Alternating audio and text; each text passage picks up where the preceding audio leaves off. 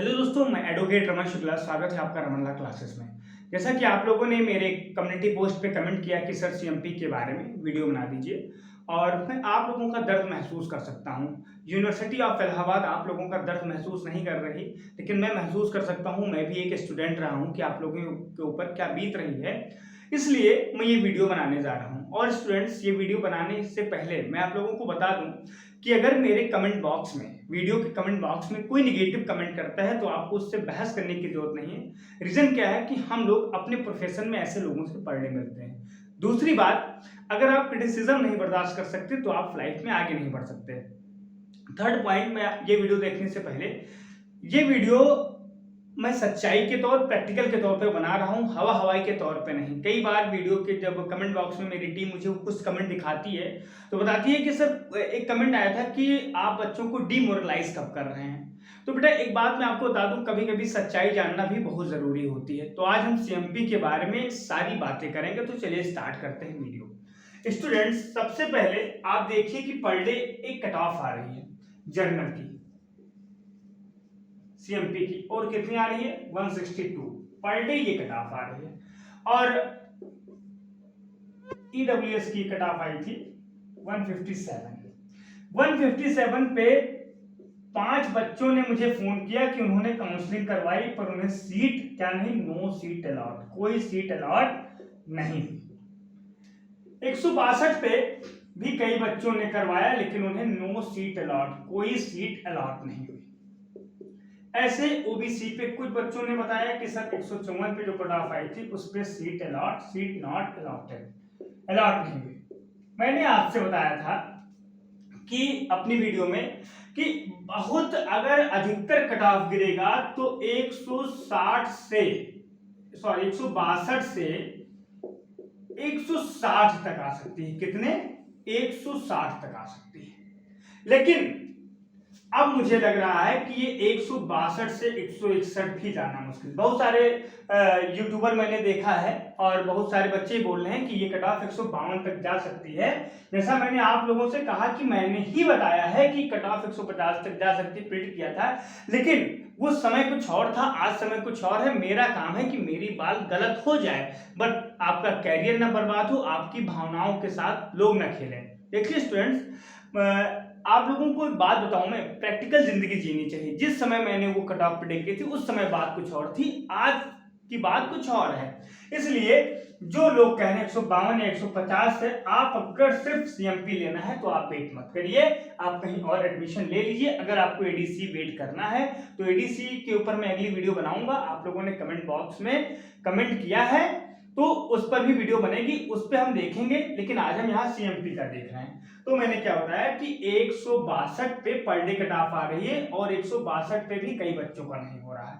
157 पे भी मेरे परिचय के 5 बच्चों ने मुझे बताया ईडब्ल्यूएस का जिस दिन कट ऑफ आई थी कि सर मुझे सीट अलॉट नहीं हुई। मतलब अगर 162 पे सीट अलॉट नहीं हो रही है, 157 पे सीट अलॉट नहीं हो रही है, तो सीट उनके पास नहीं बची है। क्या सीट उनके पास नहीं बची है? आप ही सोचिए कि 19 तारीख को वो एक डाटा निकालते हैं कि उनके पास 71 सीट है, फिर 23 तारीख को सीएमपी एक डाटा निकालता है कि उनके पास 28 सीटों पे वो फुल कर चुके हैं। तो अब उनके पास ज्यादा से ज्यादा कितनी सीटें बची? 45 सीटें बची। और 45 पे वो पर डे 162 अगर वो 162 कट ऑफ निकाल रहे हैं, 157 भी निकाले हैं, तो वो बच्चों को कैसे ले रहे हैं? या फिर उनके 10th के मार्कशीट पर, या ग्रेजुएशन के मार्कशीट पर, या 10th 12th ग्रेजुएशन के तीनों मार्कशीट मिलाकर, फिर इस मार्कशीट पे अगर आपके मार्क्स इक्वल होते हैं, 162 ही होते हैं, तो वो 10th का देखते हैं, 12th का देखते हैं, फिर ग्रेजुएशन का देखते हैं, तो उस पर वो आपका क्या ले सकते हैं? एडमिशन ले सकते हैं। अब आप जान लीजिए स्टूडेंट्स कि अगर वो ये सारी कट ऑफ रिपीट कर रहे हैं और आपको इस कट ऑफ में 162 नंबर है, फिर भी अगर आपको सीट अलॉट नहीं हो रहा है, तो इसका मतलब कि अब सीएमपी के पास सीट नहीं बची है। अब सीएमपी के पास सीट नहीं बची है। किसी भी कैटेगरी में बहुत मुश्किल है कि अब कट ऑफ गिरे। यह है प्रैक्टिकल बात। अब अगर आप कहीं से भी ये जाने कि सर कट ऑफ गिर सकती है, कट ऑफ 152 तक जा सकती है, देखिए स्टूडेंट्स, हम लोग एक प्रोफेशनल है, जैसा मैंने बताया कि मैं एक एडवोकेट हूँ लखनऊ हाई कोर्ट का, तो मुझे जब टाइम मिलता है तब मैं यूट्यूब बनाता हूँ। बहुत सारे बच्चे मैंने देखे हैं वीडियोस, मैं किसी स्पेशली को नहीं बता रहा, मैं आपको बता रहा हूँ कि मैंने 2-3 वीडियो देखा, उसमें 152 और 150 बता रहे हैं कट ऑफ जा सकती है।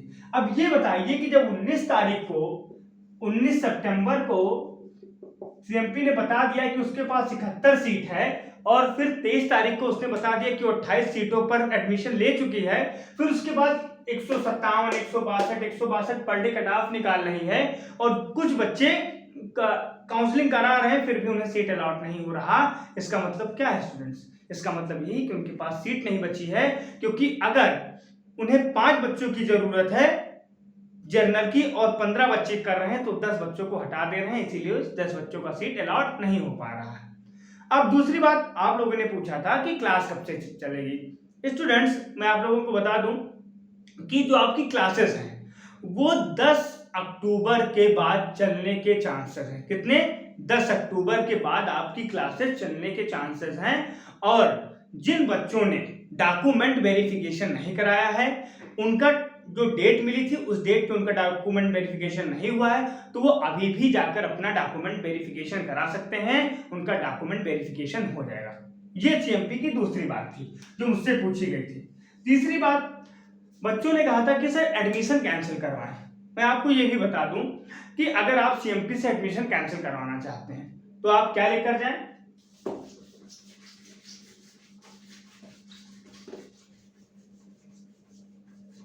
आप फी रिसिप्ट लेकर जाएं, पहला। दूसरा, आप एडमिशन कार्ड लेकर जाएं। तीसरा, आप स्कोर कार्ड लेकर जाएं। चौथा, आप एक एप्लीकेशन लेकर जाएं। इतनी चीजें आप लेकर जाइए। एप्लीकेशन में बताइए कि हम एडमिशन कैंसिल क्यों करवा रहे हैं, तब आपका एडमिशन कैंसिल हो जाएगा। स्टूडेंट्स, एक बात मैं और आप लोगों को बताता हूं कि अब आपके चांसेस सीएमपी की कट ऑफ आने के बहुत कम है, गिरने के चांसेस बहुत कम है, ये आप बिल्कुल मान के चलिए। अब एडीसी में जिन बच्चों को एडमिशन लेना है वो मैं अपनी अगली वीडियो बनाने जा रहा हूं कि एडीसी में कब से कट ऑफ आनी स्टार्ट हो जाएगी और एडीसी में कहां तक कट ऑफ जा सकती है, वो भी एनालिसिस के बेस पर ही बताऊंगा, प्रैक्टिकल बात बताऊंगा। ऐसे नहीं कि आपको यहाँ पे खड़ा होके और 160 तक जाएगी, 150, 55 तक जाएगी, ऐसे कोई बातें आप लोगों को नहीं बताई जाएगी। सारी बातें प्रैक्टिकल बताई जाएगी, क्योंकि अब बात आ गई है आपके भविष्य की, अब बात आ गई है आपके फ्यूचर की। आपका फ्यूचर नुकसान ना हो, आपका कैरियर बर्बाद ना हो, आपका समय लॉस ना हो, यही प्रयास मेरा रहता है।